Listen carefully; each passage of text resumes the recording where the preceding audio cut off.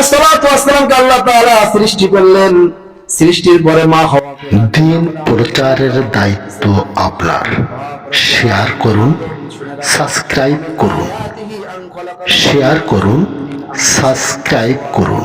আমি তোমার বাম পাদরের হাত থেকে বেকা হাত থেকে হাওয়াকে আমি সৃষ্টি করলাম, লিতাসকুনু ইলাইহা, এজন্য আমি আল্লাহ পাক রব্বুল আলামিন সৃষ্টি করলাম, যাতে করে তোমরা নারীদের কাছে যে প্রশান্তি পাও, নারীদের কাছে একটু শান্তি পাও, একটু আরাম পাও। যারা বলি সুবহানাল্লাহ, একটু জোরে বলি না সুবহানাল্লাহ।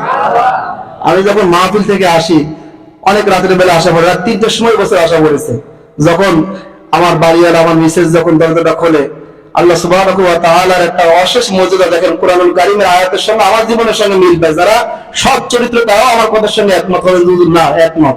যত কষ্ট ক্লেশ আসে না কেন, স্ত্রীর ওই চাঁদমাখা মুখখানা যখন দেখা হয়, হাসি মুখখানা, তখন সমস্ত কষ্ট ক্লেশ কিন্তু দূর হয়ে যাবে। বলুন ঠিক না বেঠিক? বন্ধু আমার, ভাইজান আমার, আল্লাহ পাক রব্বুল আলামিন বলেন লিতাসকুনু ইলাইহা, তোমাদের সমস্ত কষ্টগুলো দূর করে স্ত্রীর কাছে গেলে তোমরা প্রশান্তি লাভ করবা। আল্লাহ বলেন ওয়াজাআলা বাইনাকুম মাওয়াদ্দাতাও ওয়া রাহমা, এবং তোমাদের ভিতরে একে অপরের ভিতরে আমি আল্লাহ পাক রব্বুল আলামিন ও রাহমা, রহমত এবং দয়া এবং রহমত আমি আল্লাহ তাআলা সৃষ্টি করে রাখলাম। কি রাখলো? দয়া এবং রহমত। শুধু যৌবনের ক্ষুধা নিবারণের জন্য স্ত্রীকে স্বামীর সঙ্গে জয়েন করে দয়া এবং রহমত। দেখবেন 90 বছর বয়স, শেষ মতো চাচার কুতু কুতু দিল, যৌবনের চৈতন্য জেগে ওঠে না। তখন দেখবেন চাচিমা যদি মেয়ের বাড়ি যায়, এই ফোন করে বলে, হ্যালো তোর মা কই? বলে আব্বা আছে। তা কবে আসবে? এখন 2 দিন পরে। এখনই পাঠাই দিবি। বলে কেন আব্বা? বলে তোর মা ছাড়া আমার যেন কেমন শূন্যতা শূন্যতা লাগে। স্বামী যখন মারা যায়, স্ত্রীর বয়স যদি তখন 35 বছরে থাকে, স্বামী যদি ওই সময় মারা যায়, ওই স্ত্রী যদি ধৈর্য ধারণ করে, বন্ধু আমার, ভাইজান আমার, 40-45 বছরের উপর কিন্তু ঠেকে না। ঠেকে? দেখবেন ম্যাক্সিমাম স্বামী মারা যাওয়ার পরে স্ত্রী যদি ওই সংসারে থাকে, আর একটা স্বামী না চয়েস করে, তাহলে দেখবেন ওই স্ত্রী আস্তে আস্তে কি হয়ে যায়? জিমায়ে যায়। স্ত্রী যদি ইন্তেকাল করে, স্বামী যদি আর বিবাহ না করে, দেখবেন ওই স্বামী আস্তে আস্তে আস্তে আস্তে করে ভেঙে পড়ে যায়। কারণ স্ত্রীর ভিতরে, স্বামীর ভিতরে আল্লাহ পাক রব্বুল আলামিন যে দয়া রাখছেন, যে মহব্বত রাখছেন, এই দয়ার যখন শূন্যতা লেগে যায়, ওই মহব্বতের যখন ঘাটতি লেগে যায়, তখন ওই স্ত্রীও অসুস্থতার দিকে চলে যায়, ওই স্বামীও অসুস্থতার দিকে চলে যায়। যারা বলে তো হাজিরিন, আমি আপনাদের মাঝে সূরাতুর রাদের 38 নম্বর আয়াতের একটা অংশ তেলাওয়াত করেছি। মহান আল্লাহ যদি চান, এখান থেকে কিছু কথা বলার চেষ্টা করব। মা তৌফিকি ইল্লা বিল্লাহ। অত্র আয়াতে কারিমাতে আল্লাহ পাক রব্বুল আলামিন ইসলামের একটি গুরুত্বপূর্ণ বিধান, মানুষের ভিতরে একটি গুরুত্বপূর্ণ কাজ, যেটার নাম আরবিতে বলা হয় আন-নিকাহ, বাংলায় বলা হয় বিবাহ। এই রাসূলুল্লাহ সাল্লাল্লাহু আলাইহি ওয়াসাল্লাম সহ বিশ্ব নবীর আগে যত নবী রাসূল পৃথিবীতে আসছেন, সকল নবী রাসূল বিবাহ করেছেন। সে ঘোষণা আল্লাহ পাক রব্বুল আলামিন সূরা রাদের 38 নম্বর আয়াত অংশে আল্লাহ তেলাওয়াত করে শুনিয়ে দিলেন বিশ্ব নবীকে। তাহলে আমরা বুঝতে পারলাম, বিবাহ একটা সাধারণ বিষয় নয়। বিবাহ আল্লাহর পক্ষ থেকে একটা নির্দেশ, আল্লাহর পক্ষ থেকে একটা নির্দেশ।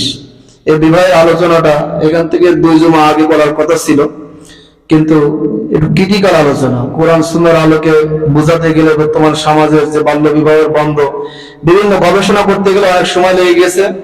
একটানা মাহফিলের সময় ছিল ডিসেম্বর মাস, যার কারণে আমি পেরে উঠি নাই। আজকে ইনশাআল্লাহ সবিস্তারে আজকের থেকে আলোচনা করার চেষ্টা করব বিবাহের বিষয়গুলো।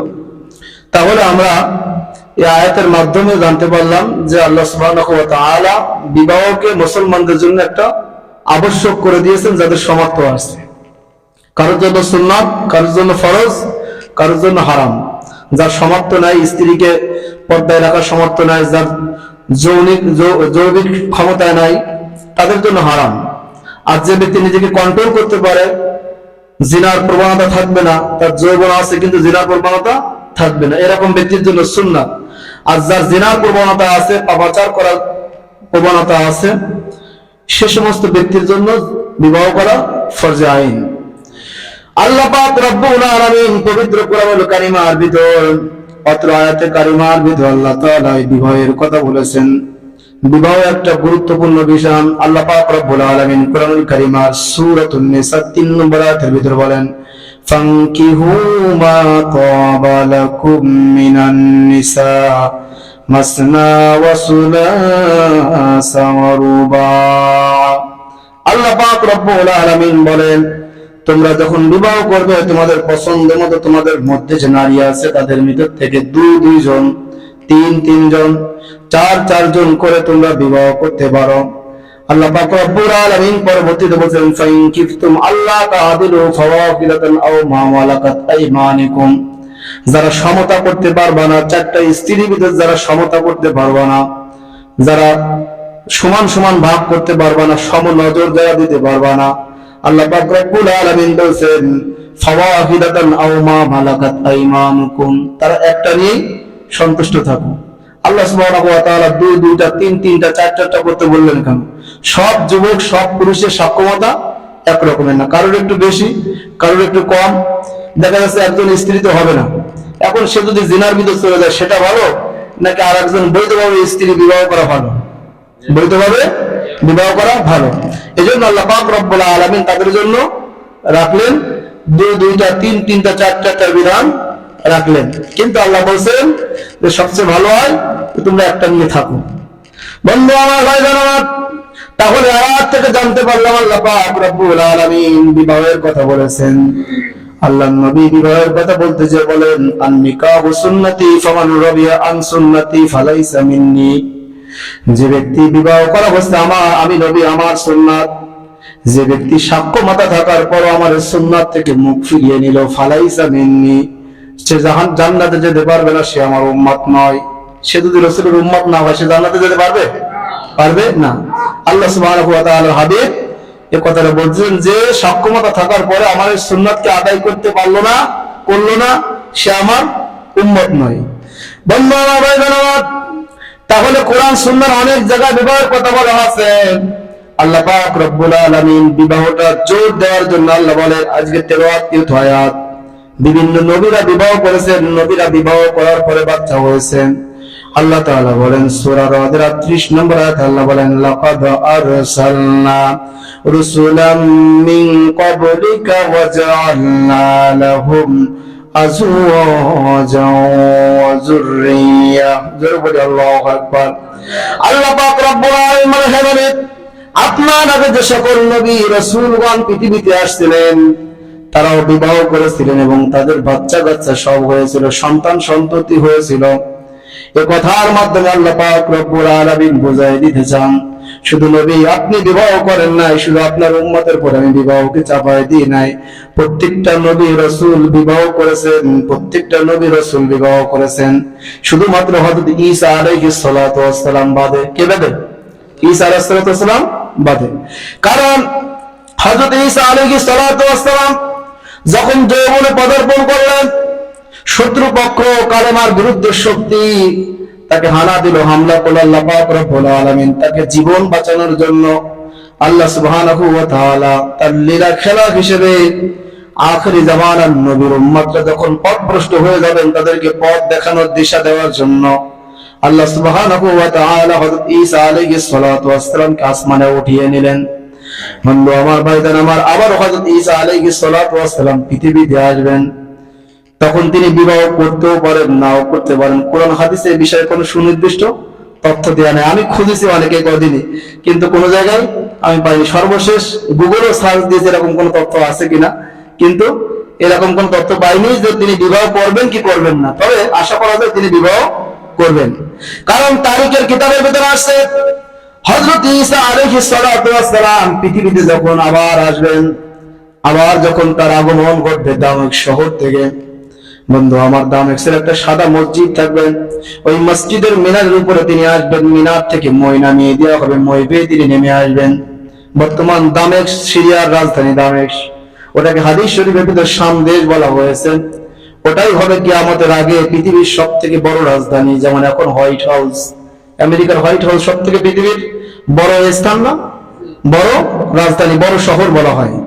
কিন্তু কিয়ামতের আগে বর্তমান আপনার তুরস্কের কিছু অংশ, জর্দান, ইরান, তারপর ফিলিস্তিন, তারপর ইসরায়েল, এইরকম আর আপনার সিরিয়াটা পুরো ধরে নিয়ে ইরাকের কিছু অংশ থাকবে, এটা নিয়ে হবে শাম দেশ।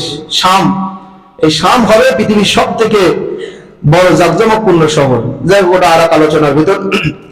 ঈসা আলাইহিস সালাতু ওয়াস সালাম আসবেন। তারিখের কিতাবের মধ্যে বলা অবস্থা হযরত ঈসা আলাইহিস সালাতু ওয়াস সালাম 48 বছর বেঁচে থাকবেন, পৃথিবীতে বিচরণ করবেন। কোন কিতাবে আসছে 46 বছর, কোন কিতাবে আসছে 40 বছর, বিভিন্ন রেওয়াত আছে, কিন্তু 40-এর নিচে কোনো রেওয়াত নাই। আমরা ধরে নিলাম ঈসা আলাইহিস সালাতু ওয়াস সালাম 40 বছর পৃথিবীতে বেঁচে থাকবেন।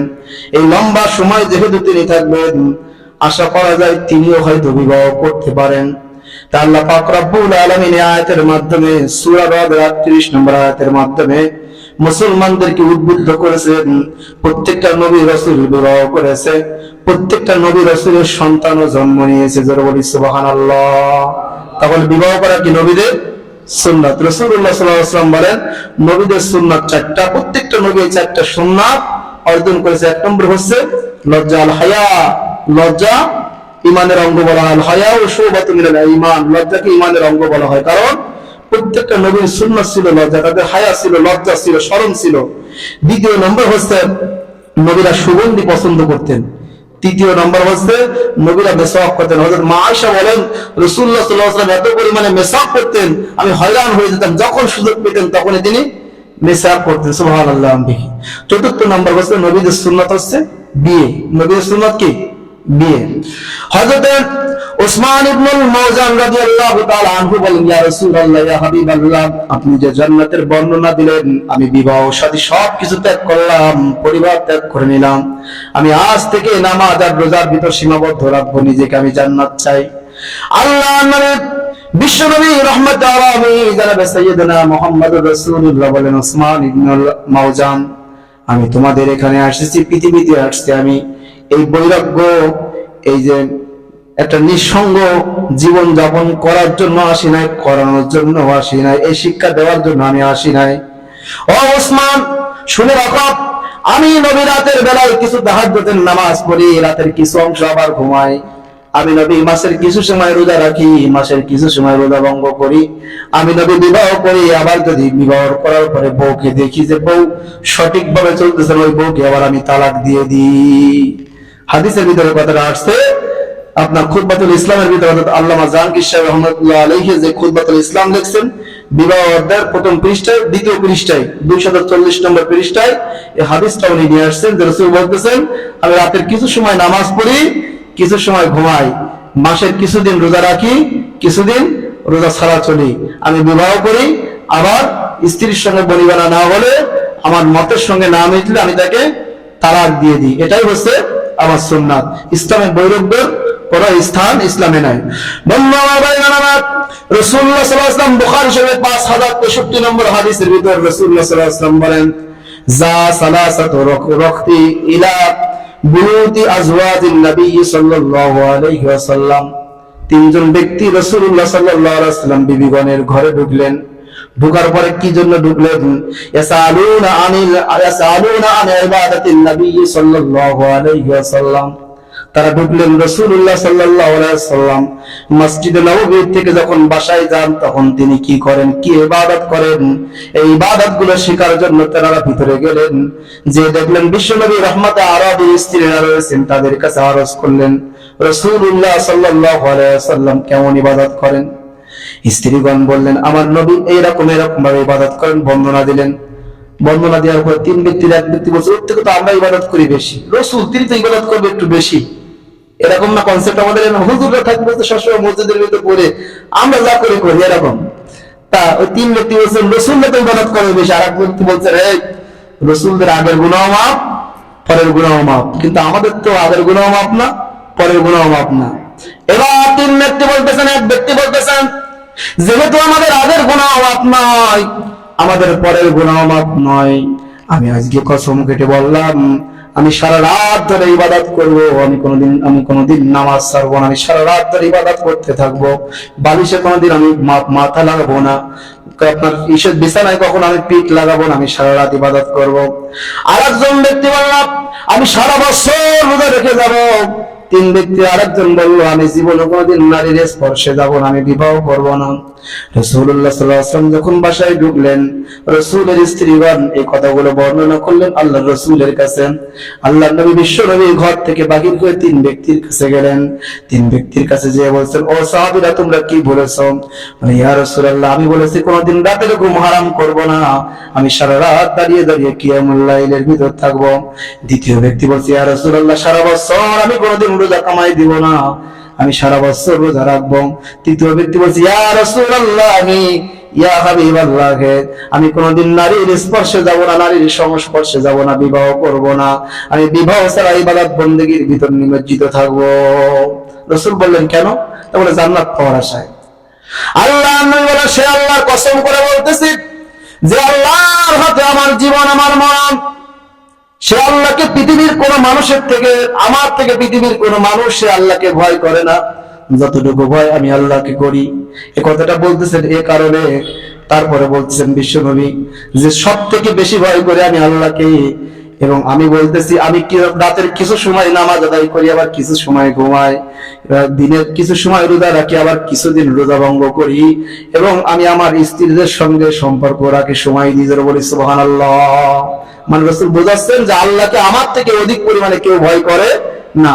আর আমি ভয় করি বিধায় আমি যদি এতটুকু করি, তোমরা আমার থেকে কি ভয় করো বেশি যে তোমরা স্ত্রী ছেড়ে দিবা, তোমরা নামাজ ছাড়া চলবা না, তোমরা সারা বছর রোজা ছাড়া চলবা না, তোমাদের অবশ্যই বিবাহের প্রয়োজন। এটা বোঝানোর জন্য আল্লাহ নবী ওই তিন ব্যক্তিকে এ কথা বললেন। বন্ধু আমার, ভাইরা আমার, বিবাহ সমস্ত নবীদের সুন্নাত। বিবাহ যদি আপনি না করেন, আপনার জীবনটা একাকিত্বে পরিণত হয়ে যাবে, তাই না? একাকিত্বে পরিণত হয়ে যাবে। কারণ কি? কারণ হচ্ছে আল্লাহ পাক রব্বুল আলামিন এই বিবাহের ভিতরে আপনার মস্তিষ্ক যে পরিষ্কার পরিচ্ছন্ন করার যে একটা মেকানিজম এই বিবাহের ভিতরে রেখে দিয়েছেন, স্ত্রীর ভিতরে রেখে দিয়েছেন। আল্লাহ পাক রব্বুল আলামিন পবিত্র কোরআনুল কারীমের ভিতরে বলেন, আমিন আয়াতিহি আন খালাকা লাকুম মিন আনফুসিকুম আজওয়াজাল লিতাসকুনু ইলাইহা ওয়া জাআলা বাইনাকুম মাওয়াদ্দাতাও ওয়া রাহমাহ। জোরে বলি আল্লাহু আকবার। আল্লাহ পাক রব্বুল আলামিন পবিত্র কোরআনুল কারীমের ভিতরে বলছেন, তিনি তোমাদের স্ত্রীদেরকে সৃষ্টি করেছেন তোমাদের বাম পাদর থেকে। কোন পাদর থেকে? বাম পাদর থেকে সৃষ্টি করেছেন। অনেকে আমার প্রশ্ন করেছে, গত বছর মনে হয় এক মাহফিলে গেছি, প্রশ্ন করছে, হুজুর আপনি যে বললেন যে বাম পাদর থেকে আল্লাহ তাআলা সৃষ্টি করেছে, এই যে পরিমণি 4 স্বামী একটা ছাড়ে একটা ধরে, মমতাজ বেগম 4 স্বামী এগের কয় পাদর থেকে আল্লাহ সৃষ্টি করেছে? প্রশ্ন আছে না নাই? এটা বিষয় হচ্ছে আল্লাহ সুবহানাহু ওয়া তাআলা মহিলাদের সৃষ্টির সূচনা করেছেন কোথা থেকে? বাম পাদর থেকে। আদম আলাইহিস সালাম যখন জান্নাতের ভিতর উস্কো খুস্কো অবস্থায়, ভালো লাগতেছে না, একা একা মন মরা, আল্লাহ বলেন, আদম তোমার তো কি লাগবে আমি জানি। আল্লাহ বলেন, সূরা নিসা তখন নাযিল করে দিলেন আল্লাহ পাক রব্বুল আলামিন, ইয়া আইয়ুহান নাসু তাকু রাব্বাকুমুল্লাযী খালাকাকুম, প্রত্যেক জুমায় বলি না, মিন নাফসিন ওয়াহিদাতিন ওয়া খালাকা মিনহা যাওজাহা ওয়া বাসসা মিনহুমা রিজালান কাসীরা ওয়া নিসা। আমি মাটি থেকে আদমকে সৃষ্টি করেছি এবং আদমের ভিতর থেকে আমি হাওয়াকে সৃষ্টি করে নিয়ে এসেছি। বলি সুবহানাল্লাহ। তা হাওয়া আলাইহিস সালামকে বাম পাদর থেকে সৃষ্টি করেছেন। এজন্য সব থেকে বাম পাদরের সব থেকে বেকা হাড় যেটা, ওটার থেকে আল্লাহ তাআলা হাওয়াকে সৃষ্টি করলেন। এই যে বেকা হাড় থেকে সৃষ্টি হলো, হাওয়া একটু বেকা হয়ে গেল, এখন ওখান থেকে নারীজাত কি বেকা, ওখান থেকে নারীজাত কি বেকা। দেখবেন যে বংশে ঘাটটা থাকে বেশি, ও বংশে যে কটা জন্মে সে কটা ম্যাক্সিমাম সব দেখবেন ঘাটতেরা হয়। আল্লাহ কি ওরে ঘাটতেরা করে বানাইছে না, ওর রক্তে এরকম। তার নারীজাত ওই একখান হাত দিয়ে বানাইছিল, বেকা হাত দিয়ে, ওখান থেকে মোটামুটি বেকা হয়ে আসছে। এজন্য ওদেরকে সোজা করতে যাবে ভেঙে যাবে, আবার বেকা থাকলে কি হবে? চলা যাবে না। এজন্য ওদেরকে ইনে বিনে সুন্দর করে কথাবার্তা বলে ওদেরকে নিয়ে আসতে হবে সঠিক পথে। বন্ধু আমার, ভাই বোন আমার, তাহলে 4-5টা স্ত্রী, এই স্বামী যাদের, এদের কয় হাত দিয়ে বানাইছে? এদের কোনো হাত দিয়ে বানানো হয় নাই। আদম আলাইহিস সালামকে আল্লাহ তাআলা মাটি দিয়ে বানাইছেন। আমাদেরকে মাটি দিয়ে বানাইছেন নাকি? মায়ের পেটের মধ্যে আমরা মাটিতে তৈরি হয়েছে নাকি? মাটিতে তৈরি হয়নি। বাবার এক ফোঁটা বীজ দিয়ে নাপাক পানি দিয়ে আমরা তৈরি হয়েছে, কিন্তু আমাদের সূত্র কি? মাটি। আমাদের সূত্র কি? মাটি। এজন্য বলা হয় যে মাটি দিয়ে তোমাদের তৈরি হয়েছে, সে মাটি থেকে মাটিতে তোমরা চলে যাবা। মিনহা খলাকনাকুম ওয়া ফিহা নুঈদুকুম ওয়া মিনহা নুখরিজুকুম তারাতান উখরা। বন্ধু আমার, ভাই বোন আমার, হযরত আদম আলাইহিস সালাতু ওয়াস সালামকে আল্লাহ তাআলা সৃষ্টি করলেন। সৃষ্টির পরে মা হাওয়াকে লাগবে, না হলে আদমের মনটা ভালো লাগতেছে না। আল্লাহ পাক রব্বুল আলামিন বলেন, আদম শুনে রাখো, ওয়া মিন আয়াতিহি আন খালাকালাকুম মিন আনফুসিকুম আজওয়াজা, আমি তোমার বাম পাদুরের হাত থেকে বেকা হাত থেকে হাওয়াকে আমি সৃষ্টি করলাম। লিতাসকুনু ইলাইহা, এজন্য আমি আল্লাহ পাক রব্বুল আলামিন সৃষ্টি করলাম, যাতে করে তোমরা নারীদের কাছে যে প্রশান্তি পাও, নারীদের কাছে যে শান্তি পাও, একটু আরাম পাও। যারা বলি সুবহানাল্লাহ, একটু জোরে বলি না সুবহানাল্লাহ। আমি যখন মাহফিল থেকে আসি, অনেক রাতের বেলা আসা পড়ে, রাত 3টার সময় বছর আসা পড়েছে, যখন আমার বাড়িওয়ালা আমার মিসেস যখন দরজাটা খোলে, আল্লাহ সুবহানাহু ওয়া তাআলার একটা অশেষ মর্যাদা দেখেন কোরআনুল কারীমের আয়াতের সঙ্গে আমার জীবনের সঙ্গে মিলবে। যারা সৎ চরিত্র তারাও আমার কথার সঙ্গে একমত হবেন, না একমত। যত কষ্ট ক্লেশ আসে না কেন, স্ত্রীর ওই চাঁদমাখা মুখখানা যখন দেখা হয়, হাসি মুখখানা, তখন সমস্ত কষ্ট ক্লেশ কিন্তু দূর হয়ে যাবে। বলুন ঠিক না বেঠিক? বন্ধু আমার, ভাইজান আমার, আল্লাহ পাক রব্বুল আলামিন বলেন, লিতাসকুনু ইলাইহা, তোমাদের সমস্ত কষ্টগুলো দূর করে স্ত্রীর কাছে গেলে তোমরা প্রশান্তি লাভ করবা।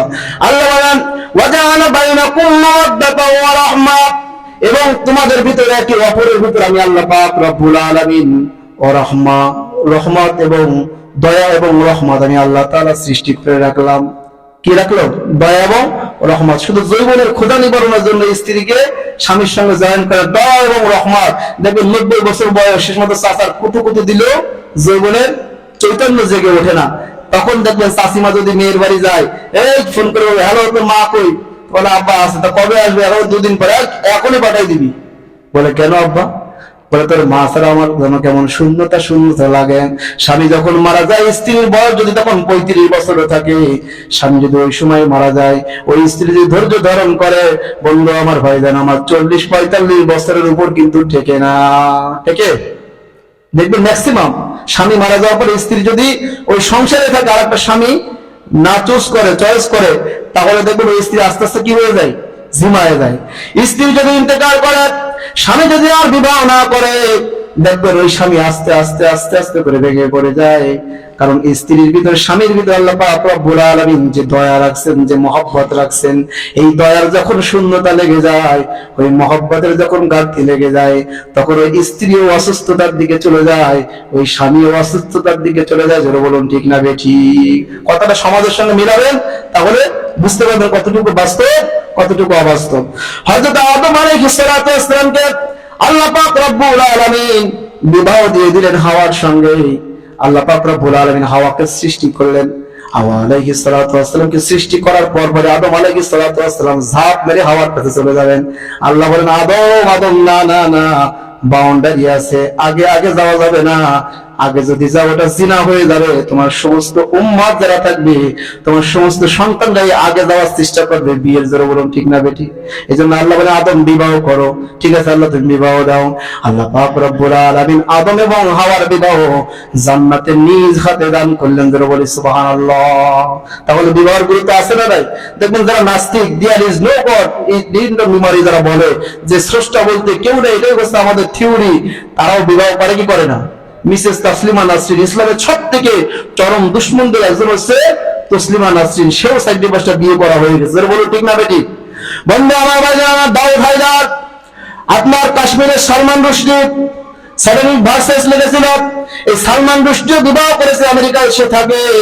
বন্ধু আমার, ভাইজান আমার, আমাদের বাংলাদেশে 90 যাকে বলা হয় নাস্তিক, তার নাম হচ্ছে ইমরান এইডস সরকার। ইমরান এইডস, ওই এইডস না, এইডস, যে এইডস রোগ আছে না, একজনের লাগলে ওখান থেকে আরো কয়েকজনের লাগতে পারে। এইডস সরকার, সরকার না, সরকার যেখানে যাবে সেখানে সরকার করবে। আলেম ওলামাদের নিয়ে 13 সালে শাহবাগের চত্বরে যে জিনা ব্যভিচার চালিয়েছিল, আল্লাহ সুবহানাহু ওয়া তাআলা জিনা ব্যভিচারের কলঙ্ক থেকে বাংলাদেশকে মুক্তি দান করুন। জোরে বলি আমিন। আর যে জিনা ব্যভিচারের যে নায়িকা ছিল, জননেত্রী, তাকে যেন আল্লাহ তাআলা হিদায়াতের সঙ্গে পার্শ্ববর্তী দেশে ইন্তেকাল করার তৌফিক দান করেন। জোরে বলি আমিন। আমাদের দেশে যেন এরকম ভদ্র মহিলা যেন আল্লাহ যেন না নিয়ে আসেন, আল্লাহ তাআলা দোয়া করি। বন্ধু আমার, ভাইজান আমার, এই ইমরান এইডস সরকার 2009 থেকে 18 সন পর্যন্ত যিনি শিক্ষামন্ত্রী ছিলেন, নুরুল ইসলাম নাহিদ, এই নুরুল ইসলাম নাহিদের মেয়েকে বিবাহ করেছিল, আবার ডিভোর্স হয়ে গেছে। বলে আলহামদুলিল্লাহ।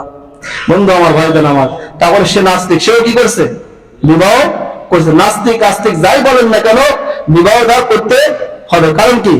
এটা একটা জৈবিক চাহিদা। আপনাকে আল্লাহ পাক রব্বুল আলামিন সৃষ্টিগত ভাবে এভাবে সৃষ্টি করেছেন, এজন্য বিবাহ করতে হবে। এটা গুরুত্বপূর্ণ ইবাদত। আর যারা বলে আমি বিবাহ লাগবে না, তারা মনে করবেন বাইপাস মারে।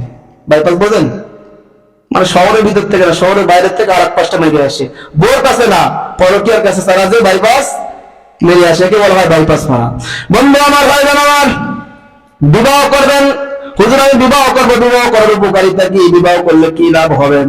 আল্লাহ পাক রব্বুল আলামিনের হাবিব বলেন, ইয়া মাশারাশ শাবাব, মুত্তাফাকুন আলাইহি হাদিস, বুখারী এবং মুসলিম দুই কিতাবের ভিতরে হাদিস কানা আসছে। আল্লাহ নবী বলেন, ইয়া মাশারাশ শাবাব মান ইসতাতাআ মিনকুমুল বাআতা। রাসূলুল্লাহ সাল্লাল্লাহু আলাইহি ওয়াসাল্লাম বলেন, যাদের বিবাহ করার সামর্থ্য হয়েছে, তারা যাদের মধ্যে তোমাদের মধ্যে যারা বিবাহ করার সামর্থ্য রাখো, ফালিয়াতাজাওয়াজ, তারা যেন বিবাহ করে নেয় দ্রুত। বা কি বলছে রাসূল সাল্লাল্লাহু আলাইহি ওয়াসাল্লাম? বলছে যাদের বিবাহ করার সামর্থ্য আছে তারা যেন বিবাহ করে নেয়। কারণ কি?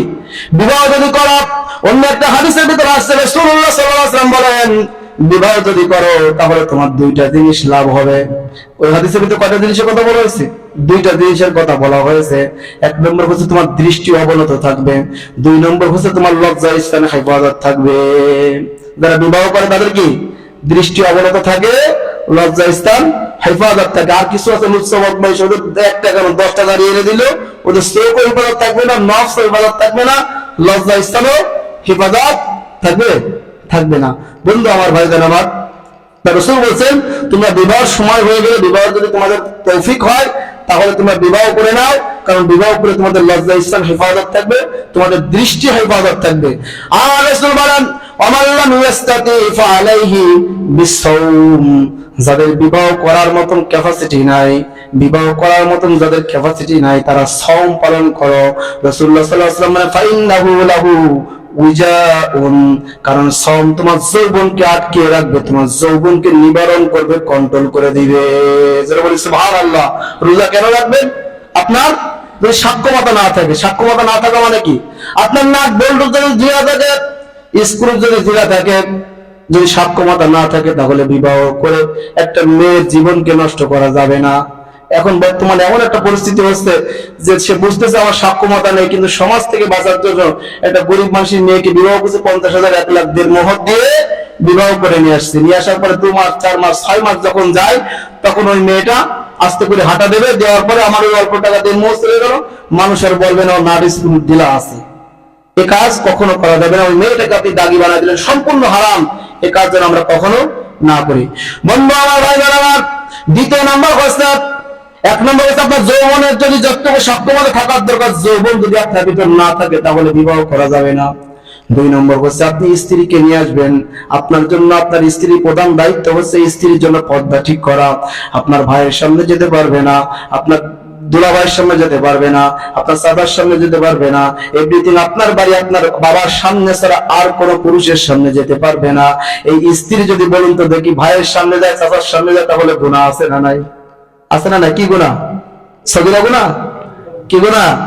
কবিরা গুনাহ। বন্ধু আমার, ভাইজান আমার, রাসূল বলেন, যদি তোমার বাড়ি এমন কোন পরিবেশ না থাকে যে পরিবেশের ভিতরে তোমার স্ত্রীকে নিয়ে তুমি পর্দা করাতে পারবা না, ওই পরিবেশ না হওয়া পর্যন্ত তুমি বিবাহ করো না। তখন কি করবা? তখন তুমি বিশ্রাম, তুমি তখন রোজা পালন করো। আর একটা বিষয় হচ্ছে, তুমি যখন ভরণ পোষণ স্ত্রীকে দিতে পারবা না, ওই স্ত্রীকে তুমি গ্রহণ করো না, তখন তুমি বিবাহ করে না। ভরণ পোষণের রাস্তা তুমি তৈরি করো, তারপরে বিবাহ করো। এটা করতে হবে। এটা যতক্ষণ তুমি না করতে পারো, 1 নম্বর হচ্ছে তোমার যৌবনিক যদি সক্ষমতা না থাকে, তাহলে বিবাহ করে না। 2 নম্বর, স্ত্রীকে তুমি রাখার জন্য যতটুকু পরিবেশ দরকার, পরিবেশ যতক্ষণ গঠন করতে না পারবে ততক্ষণ বিবাহ করে না। 3 নম্বর হচ্ছে স্ত্রীকে খাওয়া দাওয়া যতটুকু পোশাক লাগে বেঁচে থাকার জন্য, এতটুকু যতক্ষণ না দিতে পারবা ততক্ষণ তুমি কি করো না? বিবাহ করো না। কার কথা? রাসূলের কথা। তখন কি করবা? তুমি বিশ্রাম, তুমি রোজা রাখো। আর এটাই হচ্ছে তোমার জন্য উত্তম পন্থা, তোমার যৌবনকে ঠেকিয়ে রাখার জন্য।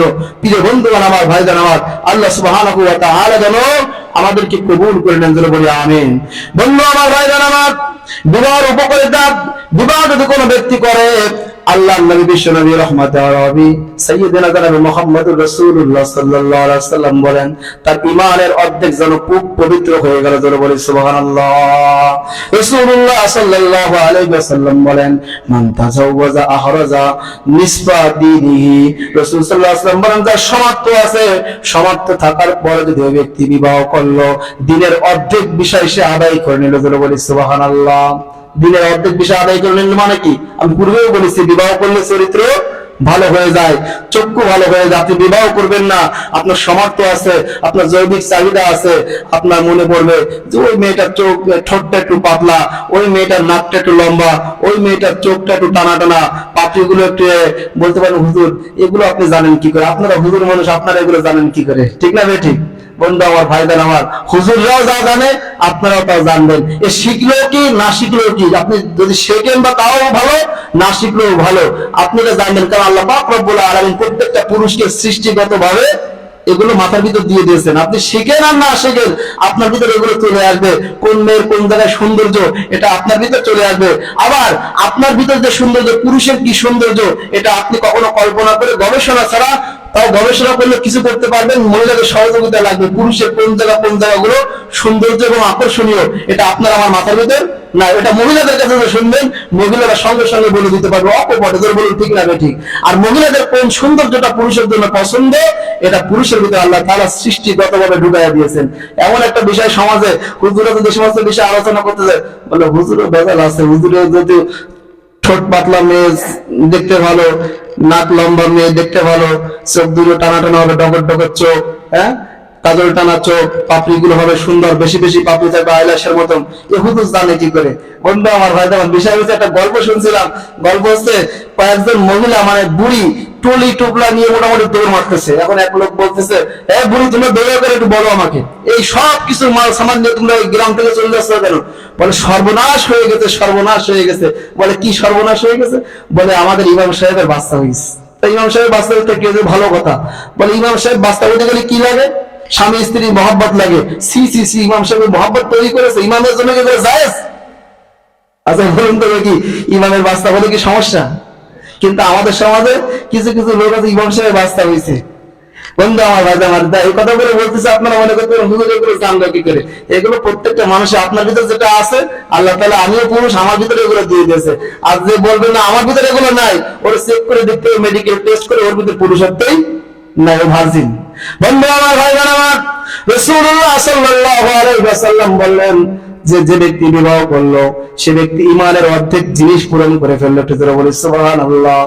আমার বন্ধুগণ, আমার ভাইজান, রাসূলুল্লাহ সাল্লাল্লাহু আলাইহি ওয়াসাল্লাম বলেন ইমানের অর্ধেক যখন পূরণ হয়ে গেল, ফালিয়াত্তাকিল্লাহা ফিন নিসফি বাকিয়িন। রাসূলুল্লাহ সাল্লাল্লাহু আলাইহি ওয়াসাল্লাম বলেন বাকি অর্ধেক তুমি আল্লাহকে ভয় করার মাধ্যমে তোমার জীবনকে পরিচালনা করো। গত জুমায় বলেছিলাম প্রতিবেশীর হক আদায় করতে হবে। বন্ধুগণ আমার, আত্মীয়তার হক আদায় করতে হবে, সন্তানের হক আদায় করতে হবে, স্ত্রীর হক। সামনে জুমায় ইনশাআল্লাহ এই বিবাহ শেষ হলে স্বামী স্ত্রীর হক ধরবো। এই স্বামী স্ত্রীর হক আদায় করতে হবে, ভাই বোনের হক আদায় করতে হবে, পিতামাতার হক আদায় করতে হবে, হালাল ভক্ষণ করতে হবে, হারাম পরিত্যাজ্য করতে হবে, সুদের ভিতরে যাওয়া যাবে না, ঘুষের ভিতরে যাওয়া যাবে না, পর্দার খেলাপ করা যাবে না, জিনা ব্যভিচার করা যাবে না। এগুলো এভরিথিং মানেই হচ্ছে ইমানের অর্ধেক। আর যে ব্যক্তি বিবাহ করলো সে ইমানের অর্ধেক পূরণ করলো, আর এগুলো মানার মাধ্যমে ইমানের তার অর্ধেক পূরণ হয়ে গেল। একটু জোরে বলি সুবহানাল্লাহ। তাহলে আমরা বলতেছিলাম বিবাহের উপকারিতা কি? আল্লাহ পাক রব্বুল আলামিনের হাবিব বলেন, ইবনে মাজাহ 3120 নম্বর হাদিস, নাসাই শরীফের 3218 নম্বর হাদিসের ভিতরে রাসূলুল্লাহ সাল্লাল্লাহু আলাইহি ওয়াসাল্লাম বলেন আল্লাহ পাক রব্বুল আলামিন 3 শ্রেণীর ব্যক্তিকে আল্লাহর জন্য সাহায্য করা ওয়াজিব হয়ে যায়। একটু জোরে বলি সুবহানাল্লাহ। কয় শ্রেণী? 3 শ্রেণীর ব্যক্তিকে আল্লাহ পাক রব্বুল আলামিনের জন্য সাহায্য করা ওয়াজিব হয়ে যায়। আল্লাহ নবী বলেন, ওয়া সালাতু হাক্কুন আলাল্লাহি আউনুকুমুল মুকাতাবুল্লাযী ইউরিদুল আদা। যে ব্যক্তি আল্লাহ পাক রব্বুল আলামিনের জন্য সাহায্য করা ওয়াজিব হয়ে যায়, সাহায্য করা আবশ্যক হয়ে যায়, প্রথম সেই ব্যক্তির জন্য যে ব্যক্তি কৃতদাস ছিল, এখন তার মুক্তির জন্য সে অর্থ তলাশ করে, অর্থ খুঁজে বেড়ায়। এই ব্যক্তি যখন মনে করেন যে আমি একজনের কাছে কৃতদাস হিসেবে বিক্রি আছি 2 লক্ষ টাকায়, এখন আমি চেষ্টা করছি দাস মুক্ত হয়ে আমি স্বাধীন জীবন যাপন করব, এজন্য ওই 2 লক্ষ টাকা আমি গোছানোর চেষ্টা করতেছি, আল্লাহ নবী বলেন ওই ব্যক্তির জন্য আল্লাহ পাক রব্বুল আলামিনের সাহায্য করা ওয়াজিব হয়ে যায়। জোরে বলি সুবহানাল্লাহ। আল্লাহ নবী দ্বিতীয় কথা বলেন, আন-নিকাহুল লাযী ইউরিদুল আফাফ। রাসূলুল্লাহ সাল্লাল্লাহু আলাইহি ওয়াসাল্লাম বলেন, যে ব্যক্তি তার যৌবনকে হেফাজত করার জন্য, জিনা ব্যভিচার থেকে বাঁচার জন্য বিবাহ করে নেয়, আল্লাহ পাক রব্বুল আলামিনের রুটি রুজি সবকিছু ম্যানেজ করার জন্য আল্লাহ পাক রব্বুল আলামিনের জন্য এটা সাহায্য করা, সহযোগিতা করা ওয়াজিব হয়ে যায়। জোরে বলি সুবহানাল্লাহ। তৃতীয় নম্বর হচ্ছে আল মুজাহিদু ফি সাবিলিল্লাহ। যে ব্যক্তি মুজাহিদ হিসেবে আল্লাহর রাস্তায় জিহাদ করার জন্য, আল্লাহকে সন্তুষ্টি করার জন্য শুধুমাত্র আল্লাহর রাস্তায় লড়াই করে, ওই ব্যক্তির জন্য আল্লাহ পাক রব্বুল আলামিনের পক্ষ থেকে সাহায্য করা ওয়াজিব হয়ে যায়। জোরে বলি সুবহানাল্লাহ। তাহলে বিবাহের উপকারিতা আমরা জানতে পারলাম যে বিবাহ করলে আল্লাহ সুবহানাহু ওয়া তাআলা বলে, আল্লাহ হাবিব বলে, ঈমানের অর্ধেক পূর্ণতা লাভ করে। বিবাহ করলে আল্লাহ সুবহানাহু ওয়া তাআলা তার চক্ষুকে অবনত করে দেন, তার নফসকে, তার যৌবন শক্তিকে আল্লাহ তাআলা হেফাজত করে দেন। বিবাহ করলে আল্লাহ সুবহানাহু ওয়া তাআলা তার জন্য সহযোগিতা করা কি হয়ে যায়? ওয়াজিব হয়ে যায়। আমার এক দোস্ত, সে আমি বিবাহ করার পরেও সে বিবাহ করিনি, এখনো পর্যন্ত সে বিবাহ করিনি। তা আমি বর্তমানে 15 দিন আগে কথা, আমার তুই কবে আর বিয়ে করবি? আমার থেকে 1 বছর সিনিয়র। তা সে বলতেছে যে আমি বিবাহ করবো, তোদের একটা কাজকর্ম হয়েছে, তোরা বিবাহ করেছিস, কিন্তু আমার তো কোনো কাজকর্ম হয়নি, আমি কি করে বিবাহ করবো? আমি বলে, আমার কোনো বিবাহের সময় কোনো কাজকর্ম আমার ছিল না, আমি স্টুডেন্ট ছিলাম, করোনার ভিতর বাড়ি আসলাম ভার্সিটির থেকে, আব্বা আমাকে বিয়ে দিয়ে দিল জোর করে। আমি বললাম, খাওয়াবো কি, পড়াবো কি, আমি এখন লেখাপড়া করি, বিয়ে করলে তো অন্তত কর্ম তো করতে হবে। আমার বাবা বলে, আমার মা মৃত্যু পর্যন্ত তোমার 1 টাকা দেওয়া লাগবে না, আমি দেবো যদি তুমি না পারো, তো তোমার বিবাহ করতে হবে। বন্ধু আমার, ভাইজান আমার, তা আজকে দেখেন আল্লাহ সুবহানাহু ওয়া তাআলা আপনাদের এই মসজিদের বেতন আমার লাগে না, এই মসজিদের বেতন কি আমার লাগে না। আবার আমি এত বড় অফিসার না যে আমার অন্য দিক থেকে ইনকাম আসবে। আল্লাহ সুবহানাহু ওয়া তাআলা বিভিন্ন বিবাহ করেছি, বিভিন্ন মাধ্যম থেকে আল্লাহ তাআলা বরকত বাড়িয়ে দিয়েছেন। শাখা প্রশাখা যখন তৈরি করার জন্য অগ্রসর হয়েছি, আল্লাহ তাআলা আরো বরকত বাড়িয়ে দিয়েছে। জোরে বলি সুবহানাল্লাহ। এটা রাসূলের ওয়াদা, আল্লাহর ওয়াদা যে আল্লাহ সুবহানাহু ওয়া তাআলা যে ব্যক্তি বিয়ে করে তাদেরকে কি করবেন? সহযোগিতা করবেন ইনশাআল্লাহ। অভিভাবকের দায়িত্ব, তারপরে আপনার ছেলে এবং অভিভাবক কিভাবে এই করবে, বিবাহ মেয়ে দেখবে, বিভিন্ন বিষয়গুলো আছে। আগামী জুমায় ইনশাআল্লাহ কথা বলা যাবে। ওমা তৌফিকি ইল্লা বিল্লাহ। আগে আসার চেষ্টা করবে।